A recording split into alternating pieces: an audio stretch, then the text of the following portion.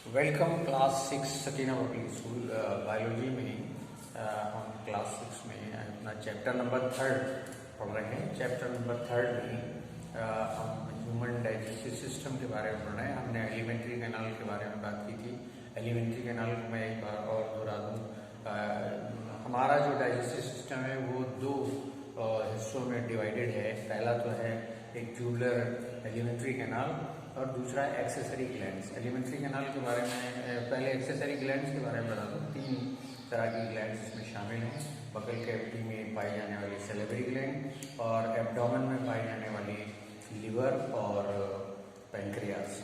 ये 3 accessory glands इसमें शामिल हैं डाइजेस्टिव सिस्टम में। और एलिमेंट्री कैनाल जो बकल कैविटी से शुरू होती है, जिसमें हमने माउथ का जिक्र किया था। माउथ के जिक्र में 2 चीज़ों का जिक्र होता है, टीथ और टंग।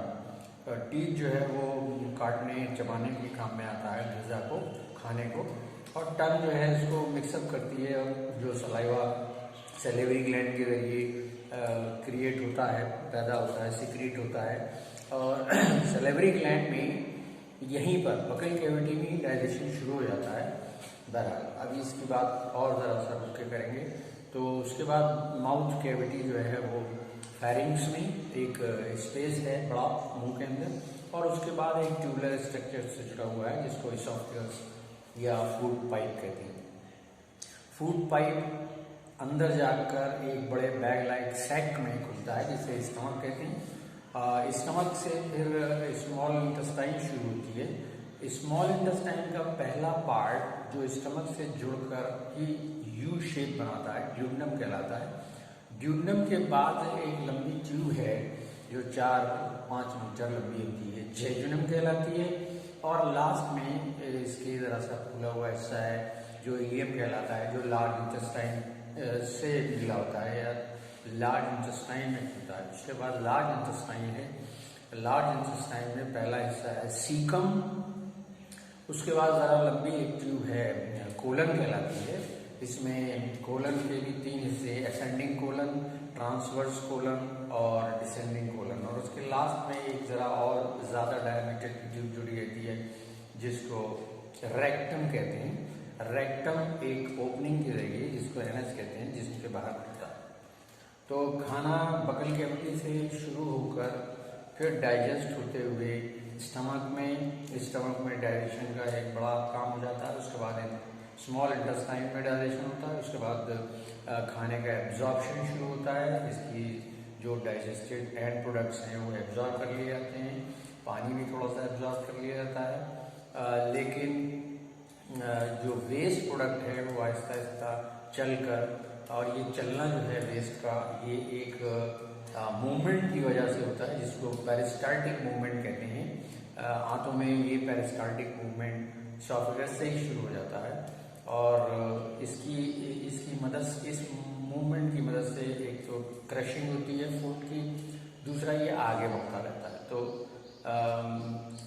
लंबी ट्यूब होना, एलिमेंट्री कैनाल का लंबा होना इसलिए भी ज़रूरी है कि ये चूँकि खाना आगे बढ़ता रहेगा आहिस्ता आहिस्ता, तो इस बीच में इसका डाइजेशन भी होता है और उसके लिए इसको वक्त की ज़रूरत है। तो जितनी लंबी ट्यूब है उसमें इतना वक्त मिल जाता है कि खाना अच्छी तरह डाइजेस्ट हो जाए। तो जो खाने में हम लेते हैं न्यूट्रिएंट्स, हमको मालूम है कार्बोहाइड्रेट है, प्रोटीन्स हैं और फैट्स हैं, इनका डाइजेशन होना है। कार्बोहाइड्रेट जब पूरी तरह से डाइजेस्ट हो जाते हैं एंजाइम्स की मदद से, अलग अलग एंजाइम्स हैं, तो फिर वो ग्लूकोज में बदल जाते हैं। और जितनी भी प्रोटीन्स हैं वो डाइजेस्ट होते होते फिर अमीनो एसिड्स में बदल जाती हैं, और फैट जो है वो डाइजेस्ट होकर फैटी एसिड्स और ग्लिसरॉल में बदल जाता है। इतना काम होने के बाद फिर इनका एब्जॉर्प्शन शुरू होता है। एब्जॉर्प्शन का मतलब ये है कि एलिमेंट्री कैनाल में से, इस ट्यूबुलर ट्रैक्ट में से इस डाइजेस्टेड फूड को एब्जॉर्ब कर लिया जाए और ब्लड में पहुंचा दिया जाए, क्योंकि इन सब चीज़ों की ज़रूरत तो अल्टीमेटली सेलुलर लेवल पर ही होगी। सेल्स तक इस डाइजेस्टेड फूड को पहुंचाना है, यानी डाइजेस्टेड फूड का ग्लूकोज जो है वो भी सेल्स तक पहुंचे, डाइजेस्टेड प्रोटीन्स के अमीनो एसिड्स जो है एंड प्रोडक्ट हैं वो भी सेल्स तक पहुंचे, फैटी एसिड और कोलेस्ट्रॉल्स भी, ये सब एब्जॉर्ब होना ज़रूरी है, ब्लड में पहुंचना ज़रूरी है। होगी, तभी ये अपने अपने ठिकानों तक पहुंचेगा और बॉडी में काम आएगा। कार्बोहाइड्रेट या ग्लूकोज हम जानते हैं ये एनर्जी प्रोड्यूसिंग न्यूट्रिएंट्स हैं। इससे एनर्जी 24 घंटे हर वक्त एनर्जी की ज़रूरत पड़ती है बॉडी में, उस सेल से एनर्जी हासिल करती रहती है। और जो प्रोसेस इस्तेमाल होता है उसको रेस्पायरेशन कहते हैं। जो प्रोटीन्स हैं, इनके अमीनो एसिड्स जो बन के तैयार होते हैं, उनसे सेल्स जो हैं अपनी ज़रूरत की नई प्रोटीन्स बनाती हैं, जिससे ग्रोथ होती है, डेवलपमेंट होता है और रिपेयर का काम होता है।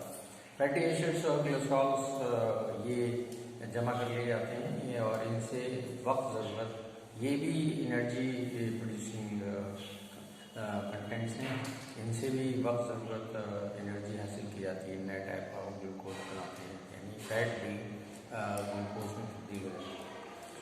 उसके अलावा हमारे इस एलिमेंट्री कैनाल से जुड़ी हुई 3 एक्सेसरी ग्लैंड्स हैं। सैलिवरी ग्लैंड्स बकल कैविटी में ही अपने सिक्रीशन पहुंचा देती हैं, इनको सैलिवरी एमाइलेज कहते हैं।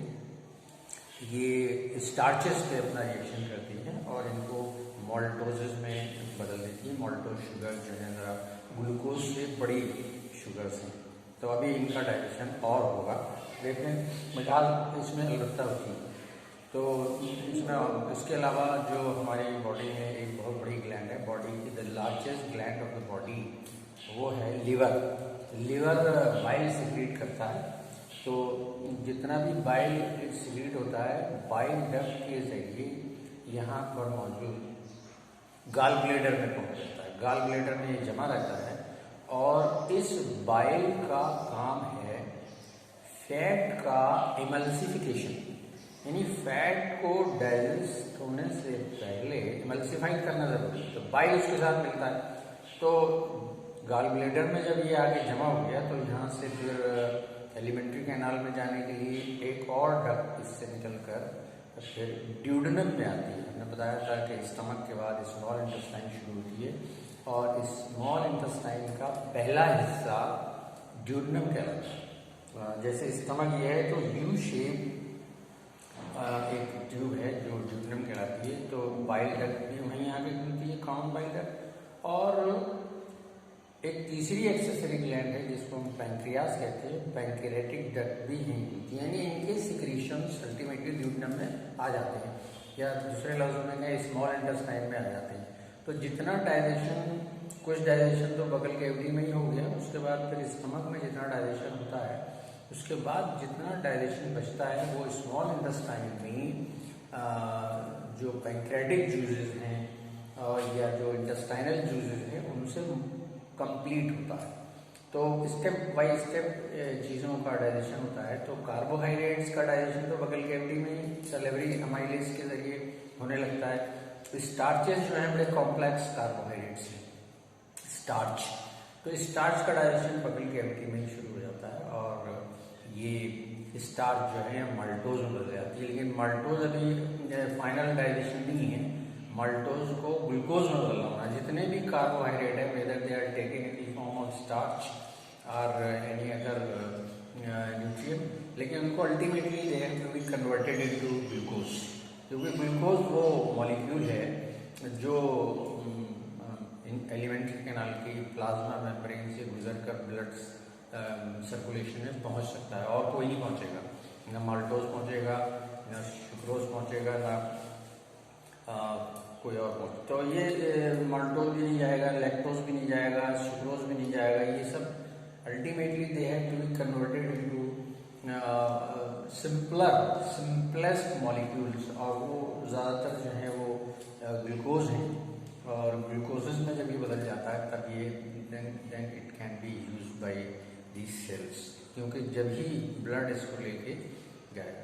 उसके बाद तो सिक्रीशन जो है वो सैलिवरी ग्लैंड के सिक्रीशन बगल कैविटी में ही मिल जाते हैं।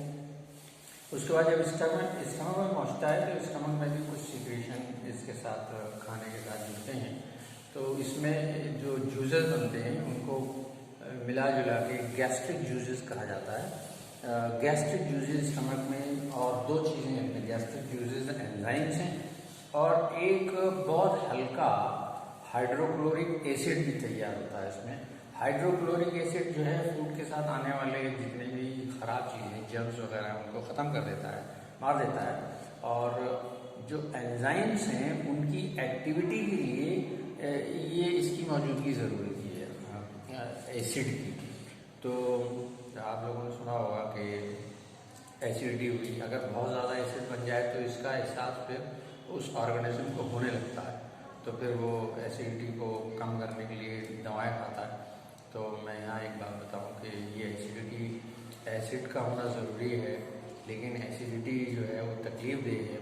लेकिन एसिडिटी के चक्कर में जो दवाएं खाई जाएँ वो इतनी ना खाई जाएँ कि वो सारा एसिड ख़त्म कर दें, तो फिर और स्टमक जो है और ज़्यादा एसिड सिक्रीट करेगा, क्योंकि डाइजेशन के लिए जो ज़रूरी है वो जितने भी एंजाइम्स हैं उनको वो प्रीकर्सर है, वो सुप्त अवस्था में रहते हैं, सोती अवस्था में रहते हैं, उनको जगाने के लिए हाइड्रोक्लोरिक एसिड ज़रूरी है।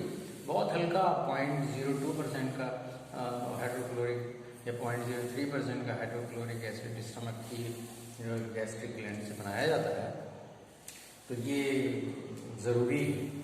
और जब ये रहता है तो फिर गैस्ट्रिक जूसेस के जो एंजाइम्स हैं जैसे पैप्सिन और रेनिन, ये दो एंजाइम सिक्रीट होकर प्रीकर्सर कंडीशन में है, पैप्सिनोजन और रेनिन, ये दोनों एंजाइम जब अच्छी तरह से एक्टिव हो जाते हैं तो पैप्सिन जो है वो प्रोटीन्स, जो प्रोटीन्स अभी बच गई हैं बकल कैविटी में पूरी तरह से, हम इतना ज़्यादा रोकते नहीं खाने को मुँह में, तो जो प्रोटीन्स अभी एज सच पहुँच गई हैं स्टमक में, तो उन प्रोटीन्स पे ये पैप्सिन नाम का एंजाइम जब ये एक्टिव हो जाएगा हाइड्रोक्लोरिक एसिड की मौजूदगी में, तो ये प्रोटीन्स पे एक्ट करेगा और इनको पेप्टोन्स और प्रोटियोसिस में बदल देगा। तो प्रोटीन्स की कुछ छोटी शक्ल है पेप्टोन और प्रोटियोसिस।